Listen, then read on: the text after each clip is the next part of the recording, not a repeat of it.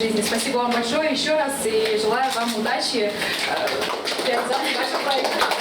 Проект молодежной политики нацелен на охват детей, чтобы те занимались спортом с доступным инвентарем. Шеринг-сервис – это своего рода бесплатный прокат обмундирования до 3 недель. Ведется учет и обязательное присутствие родителя или законного представителя при получении нужных вещей. В обществе, где много соблазнов, деструктивных на психику и здоровье детей, организаторы сервиса не хотят допустить этого. Будет хорошая рекламная кампания этого центра. Я думаю, что достаточно детей, родителей, заинтересованных в своем ребенке, который будет заниматься спортом. В центре работают много волонтеров, готовых оказать помощь с выбором спортинвентаря. В сервисе при поддержке Росмолодежи у нас вы можете безвозмездно приобрести следующий инвентарь.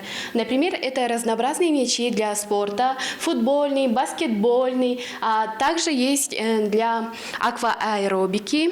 Различные, чтобы заниматься в бассейне, там бадминтон есть, снегоходы есть, и еще у нас теннисы, шахматы для развития ума, коньки для активного физического спорта, и даже есть содак-шудак, это для тех, кто занимается вольной борьбой. И также вы можете приобрести у нас и кататься на станции «Тайга». Шеринг-сервис находится на Ленина 5 и работает по субботам с 12 до 14 часов. Арес Мангуш, Буян Аюн, Самдан Эргит, телеканал ТУА-24.